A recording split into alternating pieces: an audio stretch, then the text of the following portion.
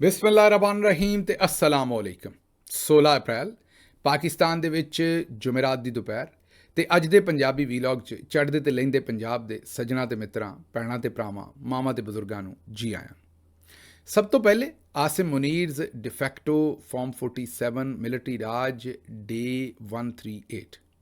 ਹੁਣ ਚੱਲਨੇ ਅੱਜ ਦੀਆਂ ਗੂੜੀਆਂ ਨਿੱਘੀਆਂ ਤੇ ਸੰਘਣੀਆਂ ਖਬਰਾਂ ਵਾਲੇ ਪਾਸੇ। ਸਭ ਤੋਂ ਪਹਿਲੀ ਖਬਰ ਤੁਹਾਨੂੰ ਦੇਣੀ ਹੈ ਕਿ ਕੋਈ 6 ਮਹੀਨੇ ਲੁੱਟਮਾਰ ਕਰਨ ਤੋਂ ਬਾਅਦ ਹੁਣ ਪੰਜਾਬ ਹਕੂਮਤ ਨੇ ਫੈਸਲਾ ਕੀਤਾ ਹੈ ਕਿ ਜਿਹੜੇ ਜੁਰਮਾਨੇ ਨੇ, ਇਹ ਚਲਾਨ ਦੇ ਉੱਤੇ ਜਿਹੜਾ ਤੁਹਾਨੂੰ ਜੁਰਮਾਨਾ ਕੀਤਾ ਜਾਂਦਾ ਹੈ, ਇਹਨਾਂ ਦੀ ਹੁਣ ਜਿਹੜੀ ਮਾਲੀਅਤ ਹੈ ਉਹ ਘਟਾ ਦੇਣੀ ਹੈ। ਤਕਰੀਬਨ ਕੋ ਮੇਰਾ ਖਿਆਲ 20 ਤੋਂ 25 ਅਰਬ ਤੁਹਾਡੇ ਕੋਲੋਂ ਠੱਗ ਲਿਆ, ਤੁਹਾਡੀਆਂ ਜੇਬਾਂ 'ਚੋਂ ਕੱਢ ਲਿਆ। ਅਤੇ ਹੁਣ ਇਹ ਸਾਰਾ ਪੈਸਾ ਤੁਹਾਡੇ ਕੋਲੋਂ ਕੱਢਣ ਦੇ ਬਾਅਦ ਇਹ ਫੈਸਲਾ ਕੀਤਾ ਹੈ ਕਿ ਮੋਟਰਸਾਈਕਲ ਨੂੰ 2000 ਦੀ ਬਜਾਏ 1000 ਦਾ ਜੁਰਮਾਨਾ ਕਰਨਾ ਹੈ। ਜਿਹੜਾ ਰਿਕਸ਼ਾ ਉਹਨੂੰ 3000 ਦੀ ਬਜਾਏ ਸ਼ਾਇਦ 1000 ਜਾਂ 1500 ਦਾ ਜੁਰਮਾਨਾ ਕਰਨਾ। ਮਤਲਬ ਜੁਰਮਾਨਿਆਂ ਦੀ ਜਿਹੜੀ ਮਾਲੀਅਤ ਹੈ ਉਹਨੂੰ ਥੋੜ੍ਹਾ ਘਟਾ ਦਿੱਤਾ ਗਿਆ। ਮਜ਼ਦੂਰ ਦੀ ਵੱਧ ਤੋਂ ਵੱਧ ਦਿਹਾੜੀ ਜਿਹੜੀ ਹੈ ਉਹ ਤੁਹਾਨੂੰ ਪਤਾ ਹੀ ਹੈ ਕਿ ਇਸ ਵੇਲੇ ਆਮ ਜਿਹੜਾ ਮਜ਼ਦੂਰ ਪਿੰਡਾਂ ਸ਼ਹਿਰਾਂ ਦੇ ਇਲਾਕੇ 'ਚ ਉਹ ਤੋਂ 600-700 ਰੁਪਈਆ ਲੱਭਦਾ ਹੈ, ਸ਼ਹਿਰ ਸ਼ਾਇਦ 1000 ਰੁਪਈਆ ਲੱਭ ਜਾਂਦਾ ਹੋਏ। ਅਤੇ ਚਲਾਨ ਜਿਹੜਾ ਉਹ ਮੋਟਰਸਾਈਕਲ ਵਾਲੇ ਦਾ 2000 ਰੁਪਈਏ ਦਾ ਕਰਦੇ ਸਨ। ਮਤਲਬ ਕਿ ਉਹ ਥਾਂ ਹੀ ਮਰ ਜਾਏ ਵਿਚਾਰਾ, ਪੈਟਰੋਲ ਪਤਾ ਨਹੀਂ ਕਿੱਥੋਂ ਪਾਵੇ ਜਿਹੜਾ ਇਹਨਾਂ ਨੇ ਪਹਿਲਾਂ ਹੀ ਮਹਿੰਗਾ ਕੀਤਾ ਹੈ। ਅਤੇ ਹੁਣ ਪਤਾ ਇਹ ਲੱਗਾ ਕਿ ਇਹਨਾਂ ਨੇ ਡੀਜ਼ਲ 'ਤੇ ਬਲਕਿ ਜਾਣ ਬੁੱਝ ਕੇ ਫਾਰਮੂਲਾ ਗਲਤ ਲਾ ਕੇ, ਕੈਲਕੂਲੇਸ਼ਨ ਗਲਤ ਲਾ ਕੇ ਡੀਜ਼ਲ ਦੇ ਵਿੱਚ ਤੇ ਲੋਕਾਂ ਕੋਲੋਂ ਕੋਈ 170 ਰੁਪਈਏ ਫੀ ਲੀਟਰ ਜਾਂ 150 ਰੁਪਈਏ ਫੀ ਲੀਟਰ ਅਜ਼ਾਫੀ ਚਾਰਜ ਕਰਦੇ ਰਹੇ ਨੇ। ਹੁਣ ਇਹ ਸਾਰੀ ਸੂਰਤ ਹਾਲ ਦੇ ਵਿੱਚ ਤੁਸੀਂ ਇਹ ਵੇਖੋ ਵੀ ਇਹਨਾਂ ਲੁੱਟਣ ਦੇ ਕਿਹੜੇ ਕਿਹੜੇ ਤਰੀਕੇ ਬਣਾਏ ਨੇ। ਇੱਕ ਪਾਸੇ ਉਹ ਪੈਰਾ ਫੋਰਸ ਬਣਾਈ ਹੈ, ਇੱਕ ਪਾਸੇ ਕੋਈ ਹੋਰ ਫੋਰਸ ਬਣਾਈ, ਇੱਕ ਪਾਸੇ ਪੁਲਿਸ ਨੂੰ ਇਖਤਿਆਰ ਦੇ ਦਿੱਤਾ ਸੀ ਕਿ ਦੱਬ ਕੇ ਲੋਕਾਂ ਨੂੰ ਚਲਾਨ ਕਰੋ, ਕਿਤੇ ਹੈਲਮਟ 'ਤੇ ਅਤੇ ਕਿਤੇ ਕਿਸੇ ਹੋਰ ਚੀਜ਼ 'ਤੇ। ਔਰ ਲੋਕਾਂ ਨੂੰ ਇਹਨਾਂ ਨੇ ਤਕਰੀਬਨ ਲੰਮਿਆਂ ਪਾ ਛੱਡਿਆ ਤੁਸੀਂ ਅਗਰ ਗੌਰ ਕਰੋ। ਅਤੇ ਹੁਣ ਆਖਰ 'ਤੇ ਆਉਂਦੇ ਨੇ ਵੀ ਨਹੀਂ ਅਸੀਂ ਇਹ ਕੀਮਤਾਂ ਘਟਾ ਦੇਣੀਆਂ ਨੇ, ਇਹ ਜ਼ਰਾ ਕੰਮ ਗਲਤ ਹੋ ਗਿਆ। ਦੂਜੇ ਪਾਸੇ ਬਿਜਲੀ ਬੰਦ ਹੈ, ਘੰਟਾ ਆਉਂਦੀ ਹੈ ਅਤੇ ਘੰਟਾ ਬੰਦ ਹੈ। ਆਵਾਮ ਤੇ ਵਿਚਾਰੀ ਉਹਨਾਂ ਨੂੰ ਤਾਂ 2 ਦਿਨ ਇਹਨਾਂ ਨੇ ਚਾਅ ਚੜ੍ਹਾਇਆ ਸੀ ਨਵਾਂ ਵੀ ਤਾਏ ਟਰੰਪ ਨੇ ਜਿਹੜੇ ਮੁਜ਼ਾਕਰਾਤ ਉੱਥੇ ਕੀਤੇ ਨੇ ਉਹ ਪਾਕਿਸਤਾਨ ਹਰਾਵਲ ਦਸਤੇ 'ਚ ਹੈ ਅਤੇ ਪਾਕਿਸਤਾਨ 'ਚ ਹੁਣ ਪਤਾ ਨਹੀਂ ਦੁੱਧ ਅਤੇ ਸ਼ਹਿਦ ਦੀਆਂ ਨਹਿਰਾਂ ਜਿਹੜੀਆਂ ਨੇ ਉਹ ਬਹਿ ਜਾਣੀਆਂ ਸਨ। ਉਹ ਹੁਣ ਪਤਾ ਨਹੀਂ ਕਿ ਇਹ ਜਿਹੜਾ ਜਨਰੇਟਰ ਹੈ ਇਸਰਾਈਲ ਨੇ ਪਿੱਛੋਂ ਬੰਦ ਕਰ ਦਿੱਤਾ, ਜਿਹੜੀ ਬਿਜਲੀ ਨਹੀਂ ਆਉਣ ਡਈ, ਅਮਰੀਕਾ ਨੇ ਕਰ ਦਿੱਤਾ ਜਾਂ ਈਰਾਨ ਨੇ ਕਰ ਦਿੱਤਾ, ਕਿੰਨੇ ਕਰ ਦਿੱਤਾ? ਕਿਉਂਕਿ ਸਾਨੂੰ ਤਾਂ ਹੀ ਦੱਸਿਆ ਗਿਆ ਸੀ ਵੀ ਅਸੀਂ ਸੁਪਰ ਪਾਵਰ ਬਣਨੋਂ ਫਿਰਦੇ ਹਾਂ। ਬਲਕਿ ਕੱਲ੍ਹ ਹੀ ਸੈਨੇਟਰ ਅਫਨਾਨੁੱਲਾ ਕਹਿਣ ਡਏ ਸਨ ਕਿ ਪਾਕਿਸਤਾਨ ਹੁਣ ਮਿਡਲ ਪਾਵਰ ਬਣ ਗਿਆ ਹੈ ਅਤੇ ਆਉਣ ਵਾਲੇ ਵਕਤ 'ਚ ਸੁਪਰ ਪਾਵਰ ਵੀ ਬਣ ਜਾਏਗਾ। ਕਈ ਲੋਕ ਤਾਂ ਕਹਿ ਰਹੇ ਨੇ ਕਿ ਸੁਪਰ ਪਾਵਰ ਬਣ ਗਿਆ ਹੈ। ਇਹੋ ਜਿਹੀਆਂ ਗੱਲਾਂ ਜਿਹੜੀਆਂ ਨੇ ਅਫਨਾਨ ਸਾਹਿਬ ਕਰ ਰਹੇ ਸਨ, ਨੂਨ ਲੀਗ ਦੇ ਸੈਨੇਟਰ ਕੱਲ੍ਹ। ਔਰ ਹੁਣ ਸਾਨੂੰ ਨਹੀਂ ਪਤਾ ਵੀ ਸੁਪਰ ਪਾਵਰ ਦੀ ਬਿਜਲੀ ਕੌਣ ਬੰਦ ਕਰ ਗਿਆ। ਤੁਹਾਨੂੰ ਪਤਾ ਕਿ ਬਿਜਲੀ ਨੂੰ ਵੀ ਪਾਰ ਕਹਿੰਦੇ ਨੇ ਅਤੇ ਸੁਪਰ ਪਾਵਰ ਦੇ ਵਿੱਚ ਵੀ ਪਾਰ ਦਾ ਹੀ ਲਫ਼ਜ਼ ਹੈ। ਅਤੇ ਹੁਣ ਇਹ ਨਹੀਂ ਸਾਨੂੰ ਪਤਾ ਕਿ ਇਹ ਕੌਣ ਵਿੱਚੋਂ ਪਾਰ ਜਿਹੜੀ ਉਹ ਕੱਢ ਗਿਆ। ਅਸੀਂ ਤਾਂ ਫਿਰ ਸੁਪਰ ਹੀ ਰਹਿ ਗਏ, ਜਾਂ ਮਿਡਲ ਰਹਿ ਗਏ ਅਤੇ ਜਾਂ ਸੁਪਰ ਰਹਿ ਗਏ, ਕਿਉਂਕਿ ਪਾਰ ਤੇ ਵਿੱਚੋਂ ਨਿਕਲ ਗਈ, ਬਿਜਲੀ ਤੇ ਕੱਢ ਲਈ ਕਿਸੇ ਨੇ। ਅਤੇ ਹੁਣ ਘੰਟਾ ਬਿਜਲੀ ਆਉਂਦੀ ਹੈ ਕਈ ਥਾਵਾਂ 'ਤੇ ਅਤੇ ਘੰਟਾ ਜਾਂਦੀ ਹੈ। ਹੁਣ ਮੈਨੂੰ ਨਹੀਂ ਪਤਾ ਵੀ ਤੁਹਾਡੇ ਵੱਲ ਕਿੰਨੀ ਕੁ ਆਉਂਦੀ ਹੈ ਅਤੇ ਕਿੰਨੀ ਕੁ ਜਾਂਦੀ ਹੈ। ਮੈਨੂੰ ਤਾਂ ਬਾਜੀ ਮਰੀਮ ਦਾ ਉਹ ਪੁਰਾਣਾ ਇੱਕ ਟਵੀਟ ਯਾਦ ਆਉਂਦਾ ਜਦੋਂ ਪੁੱਛਦੀ ਸੀ ਵੀ ਤੁਹਾਡੇ ਇਲਾਕੇ 'ਚ ਕਿੱਥੇ ਕਿੱਥੇ ਲੋਡ ਸ਼ੈਡਿੰਗ ਹੋ ਰਹੀ ਹੈ। ਹੁਣ ਮੈਂ ਤੁਹਾਨੂੰ ਉਹੀ ਗੱਲ ਪੁੱਛ ਸਕਦਾ, ਬਾਜੀ ਮਰੀਮ ਵਾਲਾ ਜਿਹੜਾ ਟਵੀਟ ਹੈ, ਕਿ ਜ਼ਰਾ ਕੌਮੈਂਟਸ ਦੇ ਵਿੱਚ ਦੱਸੋ ਵੀ ਕਿੱਥੇ ਕਿੱਥੇ ਜਿਹੜਾ ਤੁਹਾਡੇ ਬਿਜਲੀ ਬੰਦ ਹੋ ਰਹੀ ਅਤੇ ਕਿੰਨੀ ਬਿਜਲੀ ਬੰਦ ਹੋ ਰਹੀ ਹੈ, ਜ਼ਰਾ ਜ਼ਰੂਰ ਫੀਡਬੈਕ ਦਿਓ। ਅਤੇ ਬਹਰਹਾਲ ਜੀ, ਇੱਕ ਪਾਸੇ ਇਹ ਸੂਰਤ ਹਾਲ ਹੈ, ਦੂਜੇ ਪਾਸੇ ਕੋਈ ਪੰਜਾਬ ਹਕੂਮਤ ਨੇ 11 ਪ੍ਰਾਈਵੇਟ ਕੰਪਨੀਆਂ ਬਣਾਈਆਂ ਨੇ ਕਿਸਾਨਾਂ ਦੇ ਕੋਲੋਂ ਹੁਣ ਗੰਦਮ ਖਰੀਦਣ ਲਈ। ਇਹ ਵੀ ਬੜਾ ਵੱਡਾ ਸਕੈਂਡਲ ਆ ਰਿਹਾ। ਉਰਦੂ ਵੀਲੌਗ 'ਚ ਅਸੀਂ ਤਫਸੀਲ ਨਾਲ ਇਹਦੇ 'ਤੇ ਗੱਲ ਕੀਤੀ ਹੈ। ਇੱਥੇ ਸਿਰਫ ਇੰਨਾ ਦੱਸਾਂਗੇ ਵੀ ਉਹ ਕੰਪਨੀ ਜਿਹੜੀ ਹੈ ਉਹਨੂੰ ਬਾਰਦਾਨਾ ਵੀ ਹਕੂਮਤ ਨੇ ਦੇਣਾ ਫ੍ਰੀ, ਜਿਹੜਾ ਉਹਨਾਂ ਤੁਹਾਡੇ ਕੋਲੋਂ ਅੱਗੋਂ ਪੈਸੇ ਪੂਸੇ ਲੈ ਕੇ ਤੁਹਾਨੂੰ ਦੇਣਗੇ। ਮੇਰਾ ਖਿਆਲ ਹੈ ਉਹਨਾਂ ਨੂੰ ਗੋਦਾਮ ਵੀ ਫ੍ਰੀ ਦੇਣੇ ਨੇ, 16% ਮੁਨਾਫਾ ਵੀ ਦੇਣਾ ਹੈ ਅਤੇ 70% ਸਾਰਾ ਉਹਨਾਂ ਨੂੰ ਸਰਮਾਇਆ ਵੀ ਦੇਣਾ ਗੰਦਮ ਖਰੀਦਣ ਲਈ। ਔਰ ਜਿੰਨਾ ਚਿਰ ਉਹਨਾਂ ਦੀ ਗੰਦਮ ਅੱਗੇ ਨਹੀਂ ਵਿਕਦੀ, ਉਹ ਤੁਹਾਡੇ ਕੋਲੋਂ ਸਸਤੇ ਭਾਅ ਲੈਣਗੇ, ਅੱਗੋਂ ਮਹਿੰਗੇ ਭਾਅ ਵੇਚਣਗੇ। ਜਿੰਨਾ ਚਿਰ ਉਹਨਾਂ ਦੀ ਨਹੀਂ ਵਿਕਦੀ ਅਤੇ ਮੁਨਾਫਾ ਵੀ 16% ਉਹਨਾਂ ਨੂੰ ਹਕੂਮਤ ਪੰਜਾਬ ਨੇ ਦੇਣਾ। ਮਾਸ਼ਾਅੱਲਾ, ਮਤਲਬ ਲੰਮਾ ਚੌੜਾ ਪ੍ਰੋਗਰਾਮ ਹੈ।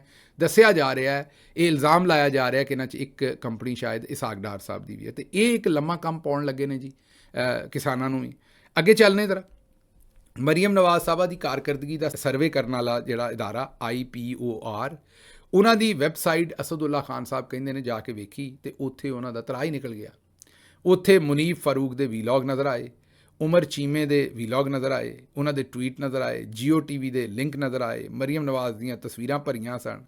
ਅਤੇ ਇੰਝ ਲੱਗ ਰਿਹਾ ਸੀ ਕਿ ਉਹ IPOR ਕੋਈ ਕੰਪਨੀ ਨਹੀਂ ਹੈ, ਬਲਕਿ ਮਰੀਮ ਨਵਾਜ਼ ਸਾਹਿਬਾ ਦਾ ਆਪਣਾ ਵੈਬ ਪੇਜ ਹੈ, ਆਪਣਾ ਸੋਸ਼ਲ ਮੀਡੀਆ ਦਾ ਕੋਈ ਚੈਨਲ ਹੈ।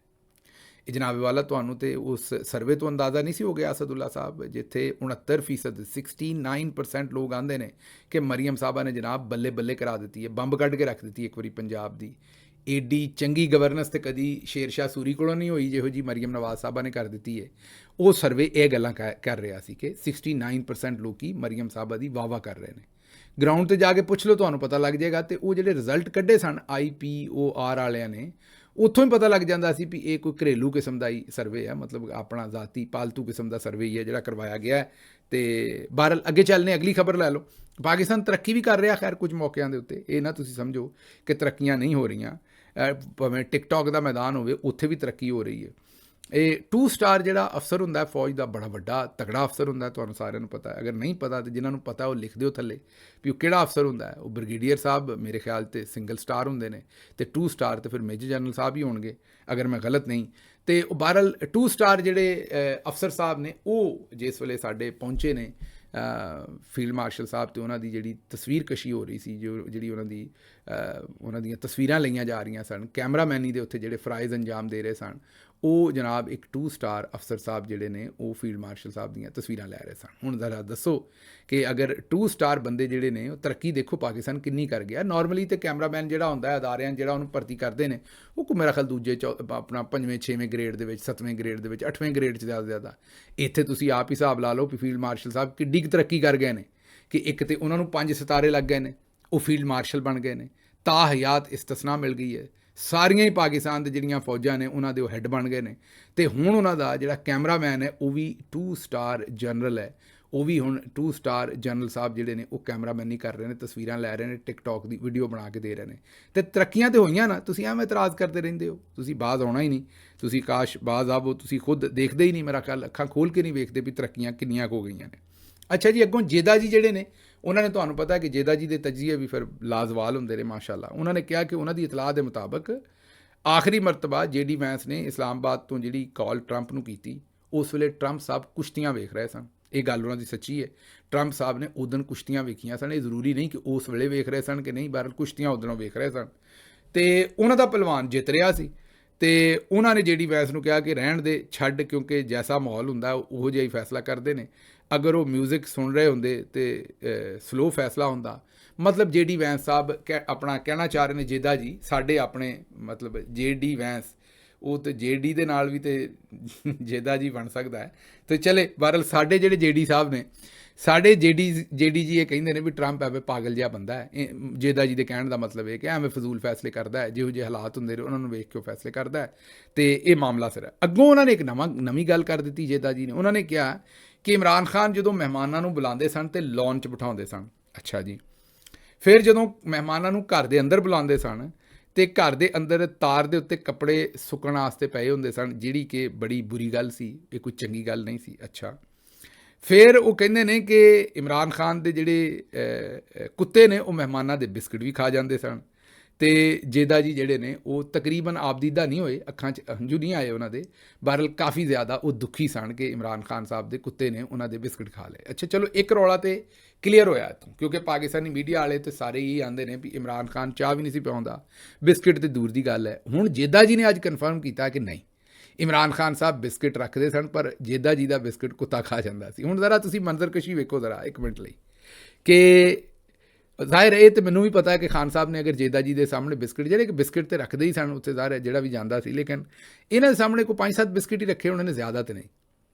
ਹੁਣ ਤੁਸੀਂ ਸੋਚੋ ਕਿ ਪਲੇਟ ਦੇ ਵਿੱਚ ਬਿਸਕਿਟ ਆ ਗਏ ਨੇ ਸਾਹਮਣੇ, ਜੇਦਾ ਜੀ ਬੈਠੇ ਨੇ ਉੱਥੇ ਕੁਰਸੀ 'ਤੇ ਬੈਠੇ ਨੇ, ਜ਼ਾਹਿਰ ਹੈ, ਅਤੇ ਸਾਹਮਣੇ ਆ ਕੇ ਖਾਨ ਸਾਹਿਬ ਦਾ ਜਿਹੜਾ ਕੁੱਤਾ ਸ਼ੇਰੂ ਹੈ ਉਹ ਬਹਿ ਗਿਆ। ਹੁਣ ਜੇਦਾ ਜੀ ਦੀਆਂ ਔਰ ਸ਼ੇਰੂ ਨੇ ਅੱਖਾਂ 'ਚ ਅੱਖਾਂ ਪਾ ਲਈਆਂ ਨੇ ਇੱਕ ਦੂਜੇ 'ਚ। ਜੇਦਾ ਜੀ ਇੱਕ ਅੱਖ, ਕਿਉਂਕਿ ਤੁਹਾਨੂੰ ਪਤਾ ਜੇਦਾ ਜੀ ਅਸ਼ਰਫੁਲ ਮਖਲੂਕਾਤ ਨੇ, ਉਹ ਤਾਂ ਫਿਰ ਵਿਚਾਰਾ ਕੁੱਤਾ ਹੋਇਆ ਨਾ ਜਿਹੜਾ ਸ਼ੇਰੂ ਹੈ। ਜੇਦਾ ਜੀ ਤੇ ਅਸ਼ਰਫੁਲ ਮਖਲੂਕਾਤ ਨੇ, ਉਹਨਾਂ ਨੂੰ ਤਾਂ ਜ਼ਿਆਦਾ ਸਲਾਹੀਅਤ ਦਿੱਤੀ ਹੋਈ ਅੱਲਾ ਮੀਆਂ ਨੇ। ਉਹ ਫਿਰ ਇੱਕ ਅੱਖ ਨਾਲ, ਕੀੜੀ ਜੀ ਅੱਖ ਦੇ ਨਾਲ ਜਿਹੜਾ ਹੈ ਨਾ, ਉਹ ਕੰਨੀ ਚੀਰ ਤਰੀਕੇ ਨਾਲ ਉਹ ਬਿਸਕਿਟ ਨੂੰ ਵੇਖਦੇ ਸਨ ਔਰ ਨਿਸ਼ਾਨਾ ਲਾਉਂਦੇ ਸਨ ਵੀ ਮੈਂ ਕਿਹੜਾ ਬਿਸਕਿਟ ਚੁੱਕਣਾ। ਪਰ ਜੇਦਾ ਜੀ ਦਾ ਅੱਗੋਂ ਮੇਰਾ ਖਿਆਲ ਪਰੇਸ਼ਾਨੀ ਬਣ ਜਾਂਦੀ ਹੋਏਗੀ ਜਦੋਂ ਕੁੱਤਾ ਜਿਹੜਾ ਵੱਧ ਕੇ ਉਸੇ ਬਿਸਕਿਟ ਨੂੰ ਚੁੱਕ ਲੈਂਦਾ ਹੋਏਗਾ ਔਰ ਖਾ ਜਾਂਦਾ ਹੋਏਗਾ। ਇਹ ਸੋਚੋ ਕਿੰਨਾ ਚਿਰ ਇਹ ਮਾਮਲਾ ਚੱਲਿਆ ਹੋਏਗਾ ਅਗਰ 7-8 ਬਿਸਕਿਟ ਨੇ ਔਰ ਇੱਕ ਬਿਸਕਿਟ ਦੇ ਉੱਤੇ ਜੰਗ ਹੋਈ ਹੋਏਗੀ। ਫੌਜਾਂ ਆਮਣੇ ਸਾਹਮਣੇ ਲੱਗ ਗਈਆਂ, ਇੱਕ ਪਾਸੇ ਜੇਦਾ ਜੀ, ਦੂਸਰੇ ਪਾਸੇ ਸ਼ੇਰੂ, ਔਰ ਫੌਜਾਂ ਆਮਣੇ ਸਾਹਮਣੇ ਲੱਗ ਕੇ ਬਿਸਕਿਟਾਂ ਦੇ ਉੱਤੇ ਕੈਸੇ ਫਿਰ ਤੁਹਾਨੂੰ ਪਤਾ ਮਾਰ ਕੇ ਹੋਏ ਹੋਣੇ ਨੇ। ਇੱਥੋਂ ਤੁਸੀਂ ਸਾਡੇ ਮੁਲਕ ਦੀ ਦਾਨਸ਼ਵਰੀ ਦਾ ਆਲਮ ਵੇਖੋ ਵੀ ਉਹ ਪਤਾ ਨਹੀਂ ਕਿੰਨਿਆਂ ਕੁ ਸਾਲਾਂ ਬਾਅਦ ਇਹ ਇਤਰਾਜ਼ ਕਰ ਰਹੇ ਨੇ ਵੀ ਜਿਹੜੇ ਖਾਨ ਸਾਹਿਬ ਦੇ ਮਹਿਮਾਨ ਸਨ ਉਹਨਾਂ ਦਾ ਬਿਸਕਿਟ ਜਿਹੜੇ ਨੇ ਉਹ ਕੁੱਤਾ ਖਾ ਜਾਂਦਾ ਸੀ। ਅੱਛਾ ਜੀ, ਇਸ ਤੋਂ ਅੱਗੇ ਜਿਹੜੇ ਆਪਣੇ ਸਾਡੇ ਵਜ਼ੀਰੇ ਦਫਾ ਨੇ, ਮੈਂ ਦਫਾ ਨਹੀਂ ਕਹਿ ਰਿਹਾ, ਦਫਾ ਕਹਿ ਰਿਹਾ, ਵਜ਼ੀਰੇ ਦਿਫਾ ਨੇ ਜਨਾਬ ਖਵਾਜਾ ਆਸਿਫ, ਜਿਨ੍ਹਾਂ ਦੀ ਹਾਲ ਹੀ 'ਚ ਹੀ ਝਾੜ ਪੁੰਜ ਹੋਈ ਹੈ, ਥੋੜ੍ਹੀ ਜਿਹੀ ਪਤਾ ਨਹੀਂ ਛਾਣ ਫਟਕ ਹੋਈ ਹੈ ਜਾਂ ਝਾੜ ਪੁੰਜ ਹੋਈ ਹੈ ਜਾਂ ਜੋ ਵੀ ਤੁਸੀਂ ਕਹਿਣਾ ਉਹਨੂੰ, ਜਾਂ ਕੰਨ ਖਿੱਚੇ ਗਏ ਨੇ ਉਹਨਾਂ ਦੇ। ਉਹ ਉਹਨਾਂ ਦੇ ਟਵਿੱਟਰ ਅਕਾਊਂਟ ਨੂੰ ਜ਼ਰਾ ਥੋੜ੍ਹਾ ਜਿਹਾ ਬੰਦ ਕਰਵਾਇਆ ਗਿਆ ਕਿ ਰਾਤ ਦੇ ਵੇਲੇ ਉਹ ਬਹੁਤੇ ਟਵੀਟ ਕਰਦੇ ਸਨ। ਉਹਨਾਂ ਨੇ ਹੁਣ ਤਾਜਰਾਂ ਨਾਲ ਨਵੀਂ ਲੜਾਈ ਸ਼ੁਰੂ ਕਰ ਲਈ ਹੈ। ਤਾਜਰ ਹੁਣ ਕਹਿੰਦੇ ਨੇ ਵੀ ਸਾਨੂੰ ਚੋਰ ਤੇ ਡਾਕੂ ਕਹਿ ਰਹੇ ਨੇ ਖਵਾਜਾ ਆਸਿਫ ਸਾਹਿਬ, ਤੇ ਇਹਨਾਂ ਸਾਡੀ ਤਜ਼ਦੀਕ ਕੀਤੀ ਹੈ ਤੇ ਇਹਨਾਂ ਦੇ ਖਿਲਾਫ ਅਸੀਂ ਇhtਜਾਜ ਕਰਾਂਗੇ। ਇੱਕ ਪਾਸੇ ਤਾਜਰ ਜਿਹੜੇ ਨੇ, ਜਿਵੇਂ ਹੁਣੇ ਜੇਦਾ ਜੀ ਤੇ ਸ਼ੇਰੂ ਦਾ ਮੁਕਾਬਲਾ ਬਿਸਕਟਾਂ ਦੇ ਉੱਤੇ ਚੱਲ ਰਿਹਾ ਸੀ, ਉਵੇਂ ਹੀ ਜਿਹੜੇ ਖਵਾਜਾ ਆਸਿਫ ਸਾਹਿਬ ਨੇ ਉਹ ਹੁਣ ਤਾਜਰਾਂ ਦੇ ਨਾਲ ਜਨਾਬ ਜੁੜ ਗਏ ਨੇ ਜਾ ਕੇ। ਤੇ ਹੁਣ ਵੇਖਦੇ ਇਸ ਮਾਮਲੇ 'ਚ ਕੀ ਹੁੰਦਾ। ਦੂਜੇ ਪਾਸੇ ਜਿਹੜੇ ਕਾਇਦੇ ਕਿੱਲਤ ਨੇ ਜਨਾਬ ਮੀਆਂ ਨਵਾਜ਼ ਸ਼ਰੀਫ ਸਾਹਿਬ, ਜਿਨ੍ਹਾਂ ਦਾ ਵਿਜ਼ਨ ਹੈ, ਜਿਸ ਵਿਜ਼ਨ ਦੀ ਵਜ੍ਹਾ ਤੋਂ ਤੁਸੀਂ ਹੁਣ ਇਸ ਵੇਲੇ ਬਿਜਲੀ, ਜੋ ਵੀ ਤੁਹਾਨੂੰ ਪਤਾ ਹੈ ਨਾ ਕਿ ਕਾਇਦੇ ਕਿੱਲਤ ਸਭ ਤੋਂ ਪਹਿਲੇ 1990 'ਚ ਆਏ ਸਨ, 90 ਤੋਂ 93 ਤੱਕ ਅਗਰ ਮੈਂ ਗਲਤ ਨਹੀਂ, ਤੇ ਉਦੋਂ ਇਹਨਾਂ ਨੇ ਕਿਹਾ ਸੀ ਵੀ ਅਸੀਂ ਲੋਡ ਸ਼ੈਡਿੰਗ ਖਤਮ ਕਰ ਦਿਆਂਗੇ, ਯਾਦ ਹੋਏਗਾ ਤੁਹਾਨੂੰ।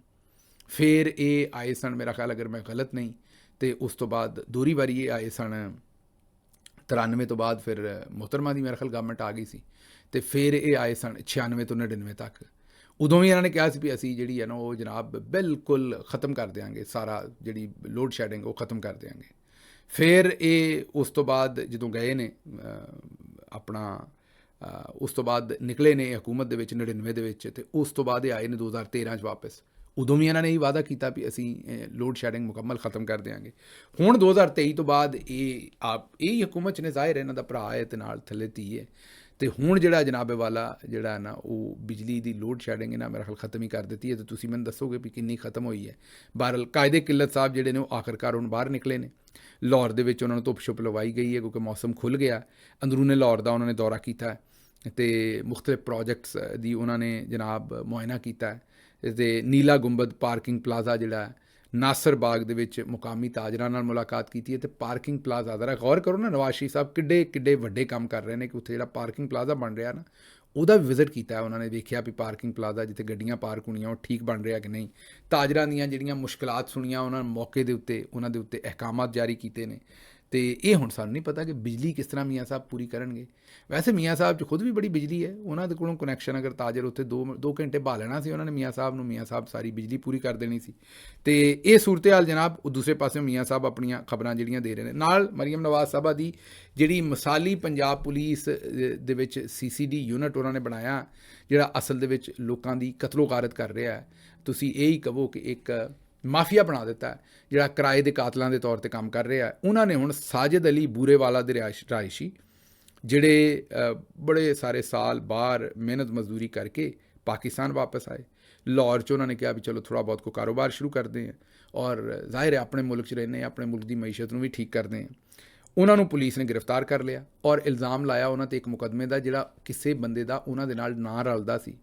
ਇਹ ਜਿਹੜੇ ਸਾਜਿਦ ਅਲੀ ਸਨ ਇਹ ਪਾਕਿਸਤਾਨ 'ਚ ਹੀ ਨਹੀਂ ਸਨ ਜਦੋਂ ਦਾ ਉਹ ਵਕੂਆ ਸੀ, ਤੇ ਇਹ ਦੁਬਈ 'ਚ ਸਨ। ਇਹਨਾਂ ਨੇ ਆਪਣੇ ਸਾਰੇ ਕਾਗਜ਼ਾਤ ਵਿਖਾਏ ਕਿ ਬਈ ਮੈਂ ਤਾਂ ਦੁਬਈ 'ਚ ਸਾਂ, ਮੈਂ ਤਾਂ ਇੱਥੇ ਨਹੀਂ ਸਾਂ।